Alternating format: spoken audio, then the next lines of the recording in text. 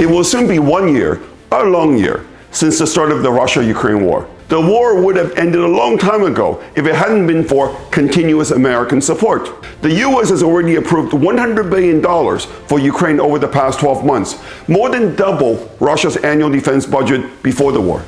But it's more than just about sending money. In recent weeks, not a day passes without news that Washington is considering sending more advanced weapons to Ukraine. Weapons that only a few months earlier were considered totally off limits, supposedly out of concern that their deployment could risk a direct confrontation between Russia and NATO. But now, the Biden administration seems to have cast aside these concerns. Washington is increasingly acting as though it is the US and not Ukraine that is the main protagonist in this war. What is at stake for America in this war? How far is Washington willing to go to ensure victory? Is the market prepared for the high price that the Biden administration and its allies are apparently ready to pay to ensure a victory in Ukraine? Hi, I'm David Wu, a former Wall Street strategist with a 20-year track record of making actionable predictions about major global change.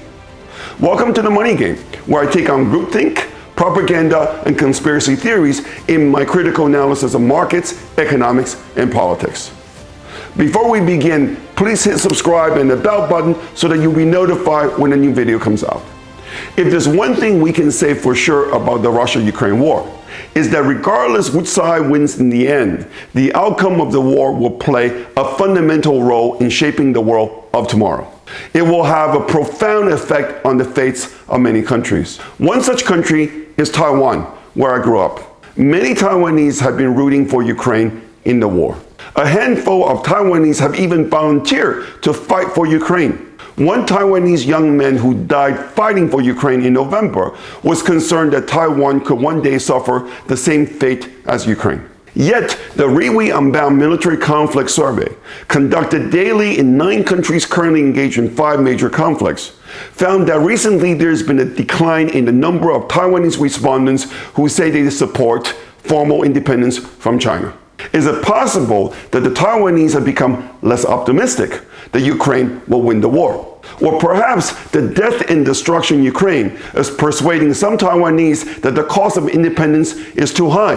Or maybe it's dawning on some Taiwanese that Ukraine is no more than a means to an end for the Biden administration, whose ultimate objective is to destroy the Putin regime and to weaken Russia. Whatever the reason may be, in the Taiwanese local elections held in December, the pro-independence Democratic Progressive Party suffered a major defeat. As a result, President Tsai Ing-wen, who hosted Nancy Pelosi's contra visit to the island last July, resigned as the chairperson of her party.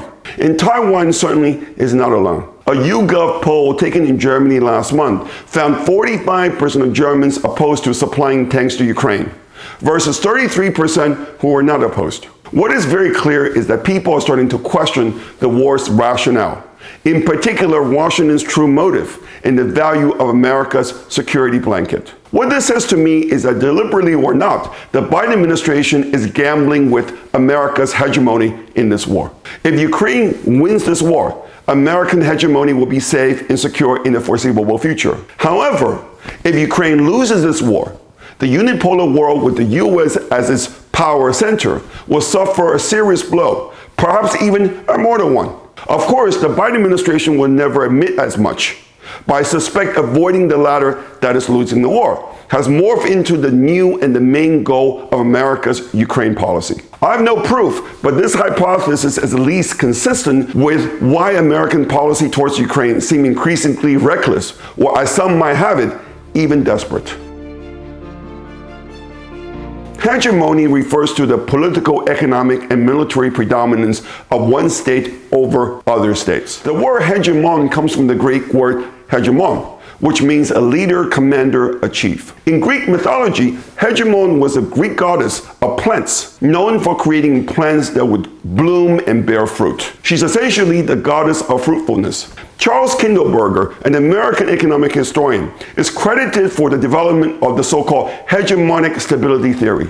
In his highly influential book, The World in Depression, 1929-1939, published in 1973, Kindleberger argued that a global hegemon is necessary for a stable world economy. Indeed, Kindleberger attributed the length and the depth of the Great Depression to the fact that after World War I, Britain was no longer able to fulfill the role of the hegemon, and the United States, the rising power of the day, was simply too hesitant to take on the leadership of the world economy at the time. For Kindleberger, a hegemon is a stabilizer that has to be willing and able to fulfill 5 responsibilities.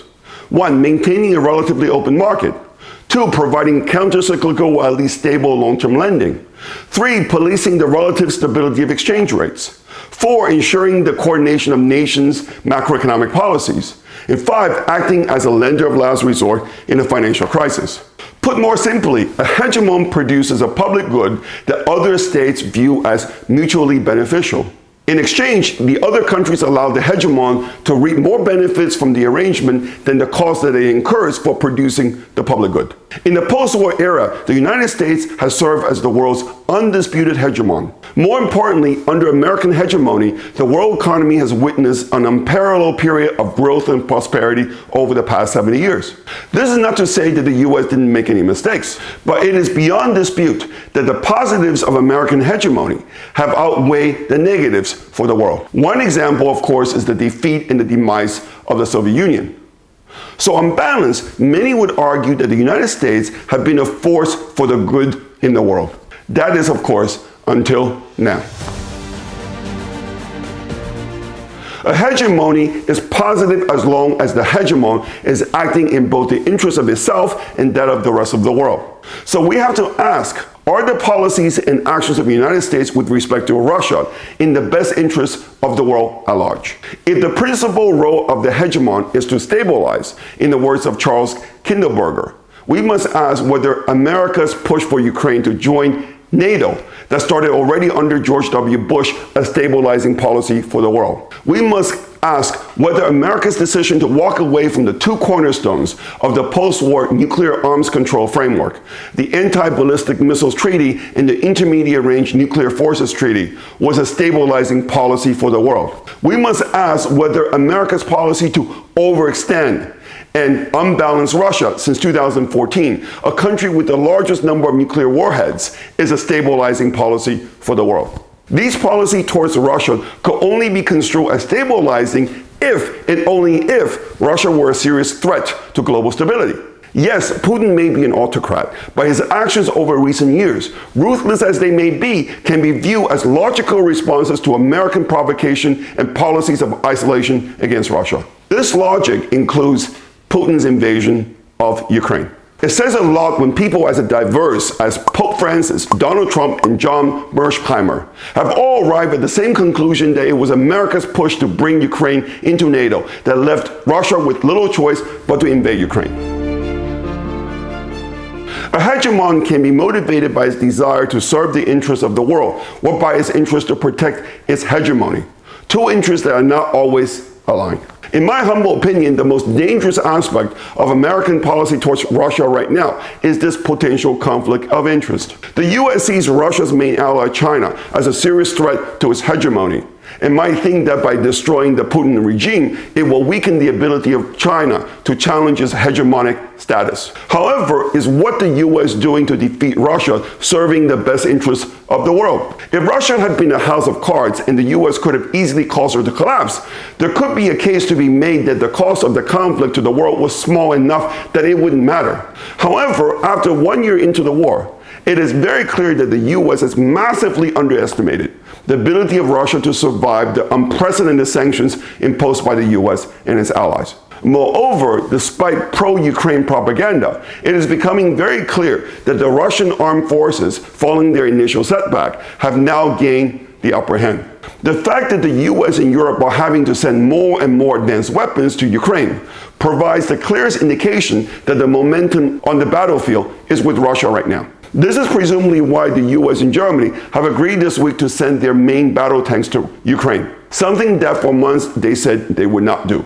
It is not clear whether the deployment of these tanks could turn the tide for Ukraine in the battlefield. However, the decision to send the tanks brings the US and Europe one step closer to to sending long-range missiles to Ukraine. One clear sign that the US is getting closer to sending long-range missiles to Ukraine is a New York Times article last week suggesting that the US is seriously considering helping Ukraine launch attacks on Crimea. The deployment of long-range missiles could help defeat Russia, but it could also bring on a World War III. A few days after the New York Times article came out, former Russian President Dmitry Medvedev warned that the defeat of a nuclear power in a conventional war can trigger a nuclear war. American hegemony has been a good thing for the world over the past 70 years, as it's been a largely stabilizing force. But it goes without saying that a nuclear war with Russia is anything but stabilizing. America's made plenty of mistakes in Vietnam, Iraq, Afghanistan, Libya, and Syria. These mistakes were costly, but they were not costly enough to undo the rationale for American hegemony. But in America's war against Russia, mistakes will exact far greater costs to the world. In my view, the greatest risk to the world, to the global economy, and to the markets in 2023 is if America decides that its hegemony is more important than peace and stability for the world. The only good news is that with Wall Street in total denial of this reality, the cost of hedging against this risk is extremely cheap right now. If you got something out of this program, I would appreciate if you were to hit like and subscribe to my free YouTube channel. If you want to learn more about my investment strategy, come visit us at davidwunbound.com. Thank you for listening.